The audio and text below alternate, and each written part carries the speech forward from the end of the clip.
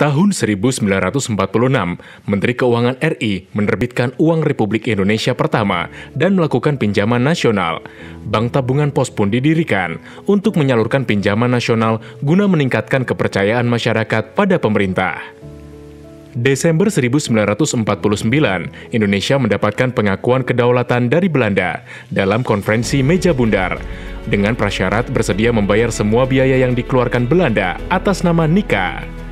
Secara disiplin, pemerintah Indonesia membayar utang tersebut hingga tahun 1956 pada Kabinet Burhanuddin Harahap. Secara sepihak, pemerintah membatalkan perjanjian KMB dan pembayaran utang Indonesia kepada Belanda atas dasar bahwa utang tersebut merupakan biaya perang Belanda untuk menentang revolusi kemerdekaan.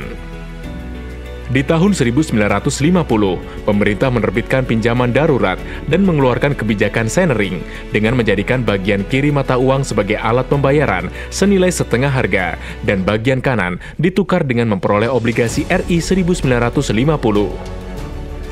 Di tahun 1958, Presiden Soekarno menandatangani perjanjian berupa penerimaan dana pampasan senilai 223,08 juta US dollar yang dibayarkan dalam bentuk sarana dan fasilitas serta pinjaman sebesar 80 juta US dollar. Pembayaran dilakukan dalam kurun waktu 12 tahun dan ditambah penghapusan utang dagang Indonesia akibat kalahnya Jepang dalam Perang Dunia Kedua. Bersama keluarnya Dekret Presiden 1959, kondisi perekonomian terpuruk. Pemerintah pun melakukan pinjaman luar negeri dengan menerbitkan obligasi konsolidasi 1959 dan obligasi berhadiah 1959. Dalam perebutan Irian Barat, Presiden Soekarno mendapatkan bantuan persenjataan dari Uni Soviet yang dibeli dengan skema pinjaman untuk operasi militer Trikora. Sebagai tuan rumah pelaksanaan Asian Games tahun 1962, Indonesia mendapatkan pinjaman Uni Soviet guna menyiapkan berbagai sarana dan prasarana olahraga, termasuk pembangunan Monumen Nasional dan Stadion Gelora Bung Karno. Tahun 1964, Indonesia menerbitkan pinjaman berupa obligasi pembangunan dengan hasil sebesar 10 miliar rupiah yang mulai dilunasi pada tahun 1970 selama 15 tahun. Tahun 1966, peralihan pemerintah Indonesia untuk pertama kalinya membuat situasi ekonomi kurang stabil. Beban neraca pembayaran luar negeri akibat utang warisan era Presiden Soekarno membuat Indonesia sulit mendapatkan kreditur maupun pendonor. Melalui Forum Paris, klub delegasi Indonesia yang dipimpin oleh Sri Sultan Hamengkubuwono IX berhasil menjadwalkan utang sebesar 310 juta US dollar. Di awal tahun 1967, terbentuklah Intergovernmental Group on Indonesia atau IGGI, sebuah forum negara-negara maju dan institusi keuangan multilateral untuk memberikan bantuan dalam wujud program penguatan neraca pembayaran. Presiden RI kedua Soeharto menjalankan program Pelita dalam 6 periode, mulai tahun 1970 hingga 1998. Fokus program Pelita 1, 2, dan 3 adalah untuk meningkatkan taraf hidup rakyat sekaligus meletakkan dasar-dasar bagi pembangunan. Pelita 4 menitik beratkan kepada sektor pertanian dan industri. Resesi di awal tahun 1980 membuat kebijakan moneter dan fiskal dikeluarkan sehingga kelangsungan pembangunan ekonomi dapat dipertahankan. Perekonomian Indonesia mengalami peningkatan ke arah yang lebih baik selama program Pelita 5. Pelita 6 kemudian tidak dapat bertahan dikarenakan krisis moneter yang melanda Asia Tenggara termasuk Indonesia. Tahun 1973 sampai 1974 terjadi surplus dalam perekonomian Indonesia yang disebabkan kenaikan harga minyak bumi. Keuntungan besar didapat karena negara-negara pengekspor minyak memotong jumlah ekspornya secara drastis. Keuntungan dari oil boom digunakan pemerintah untuk membiayai program Pelita. Indonesia kembali menikmati oil boom kedua pada tahun 1978 sampai 1979 akibat revolusi Iran. Keuntungan digunakan untuk membiayai pembangunan daerah, sarana pendidikan, infrastruktur, dan industri strategis.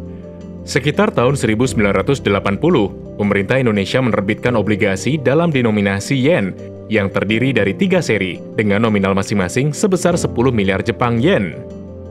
Tahun 1982, kondisi ekonomi global mengalami resesi ekonomi dunia.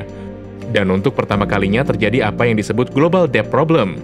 Pemerintah pun mengeluarkan kebijakan 1 Juni 1983 yang berisi deregulasi sektor moneter dan berhasil meningkatkan simpanan masyarakat di bank serta kestabilan moneter.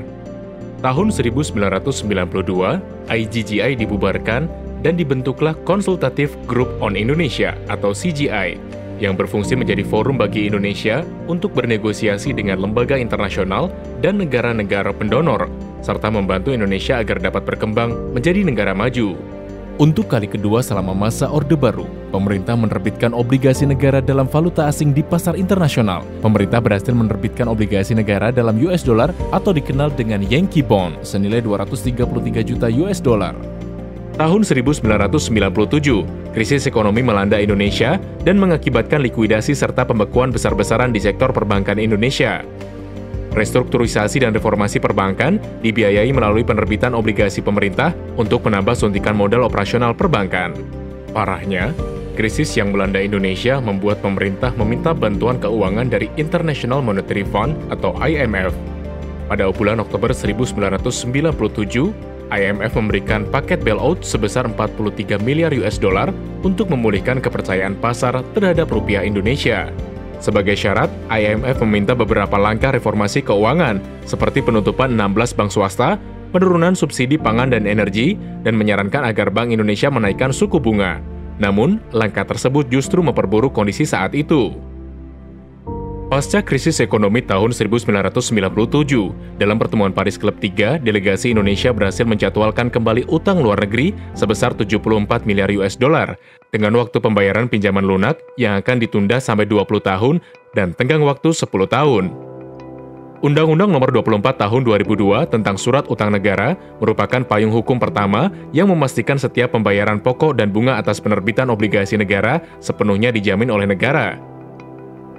Direktorat Jenderal Pengelolaan Utang atau DJPU dibentuk dan berperan sebagai institusi pengelola utang di Departemen Keuangan yang efektif beroperasi pada tahun 2007. ORI 001 merupakan obligasi negara yang pertama kali dijual secara retail kepada individu warga negara Indonesia. Diluncurkan pada 28 Juli 2006, ORI 001 berhasil menarik 16.561 investor dengan total penjualan 3,28 triliun rupiah. Sejalan dengan kebijakan pemerintah untuk mengurangi ketergantungan terhadap sumber pembiayaan luar negeri, pembiayaan yang berasal dari pinjaman luar negeri terus mengalami penurunan. Namun, pinjaman luar negeri tetap penting untuk mendukung pendanaan proyek, sedangkan pinjaman dalam negeri difokuskan untuk pengadaan alat utama sistem persenjataan Alutsista TNI dan alat material khusus atau Almatsus Kepolisian RI. Sejak disahkannya Undang-Undang tentang Surat Berharga Syariah Negara pada tanggal 7 Mei 2008, pemerintah mulai menerbitkan sukuk negara sebagai salah satu instrumen pembiayaan APBN secara reguler, baik di pasar domestik maupun internasional.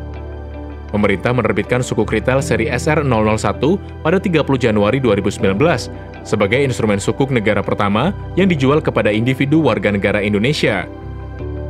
Tingkat kupon imbalan yang ditawarkan SR001 adalah 12% per tahun dan mencapai total penjualan sebesar 5,56 triliun rupiah dari total 14.295 investor. Pemerintah mengelola fiskal secara lebih modern dengan pendekatan Asset and Liability Management, di mana pemantauan terhadap kondisi aset dan kewajiban dilakukan secara berkala untuk memastikan pengelolaan keuangan negara yang lebih optimal. Pada tahun 2013, pemerintah pertama kali mengembangkan pembiayaan infrastruktur melalui penerbitan sukuk negara yang digunakan untuk membiayai pembangunan jalur rel kereta api ganda Cirebon-Kroya. Instrumen investasi Saving Bonds Retail seri SBR 001 merupakan obligasi negara pertama yang dijual kepada individu warga negara Indonesia melalui agen penjual di pasar domestik dan bersifat non-tradable atau tidak dapat diperdagangkan di pasar sekunder. Berdasarkan Peraturan Presiden Nomor 28 Tahun 2015, Direktorat Jenderal Pengelolaan Utang bertransformasi menjadi Direktorat Jenderal Pengelolaan Pembiayaan dan Risiko atau DJPPR, di mana terdapat penambahan unit organisasi yang memegang fungsi pengelolaan dukungan pembiayaan infrastruktur serta pengelolaan risiko keuangan negara. Peraturan Presiden tentang kerjasama pemerintah dengan badan usaha diterbitkan untuk mengikutsertakan badan usaha dalam penyediaan infrastruktur. Kemampuan dan inovasi pihak swasta dalam mengelola infrastruktur diharapkan dapat mewujudkan layanan pemerintah yang lebih berkualitas dan efisien.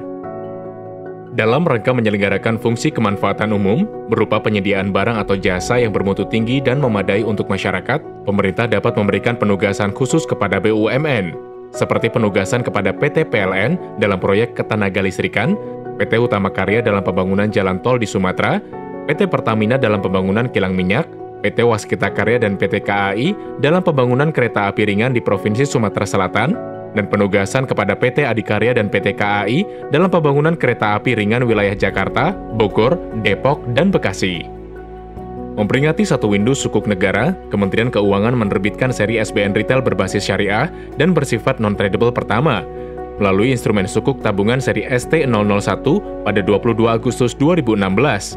ST001 berhasil menjaring 11.338 investor dengan total penjualan 2,6 triliun rupiah.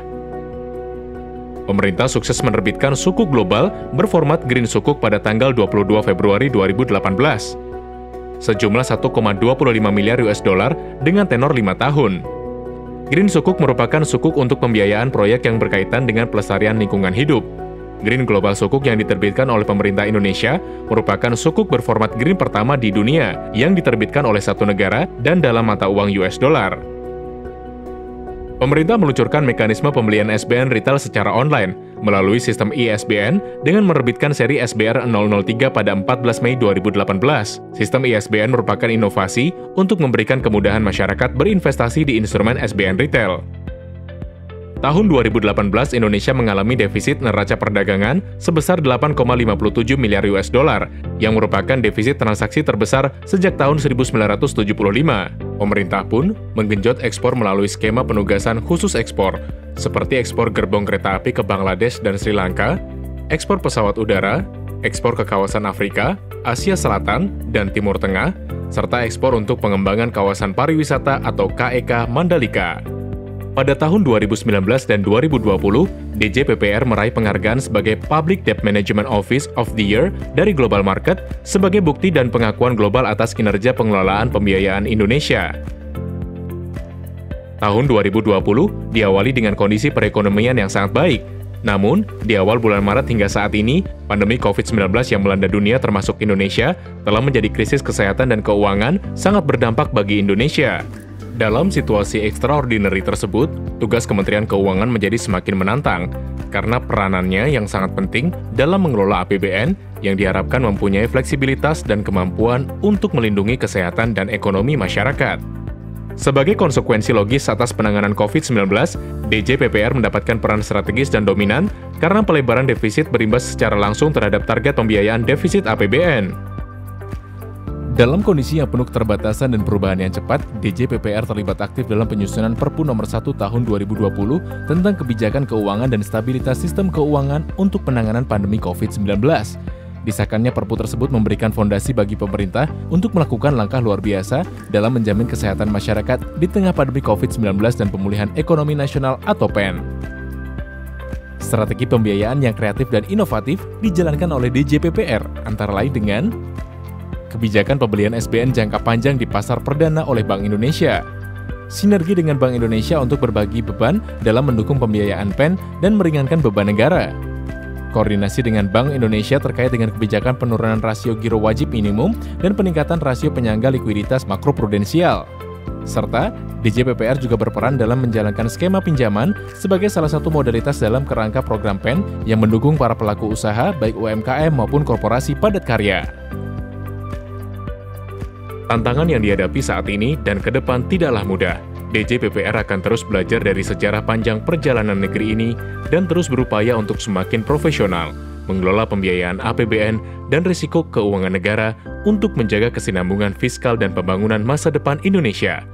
Karena ini untuk kita.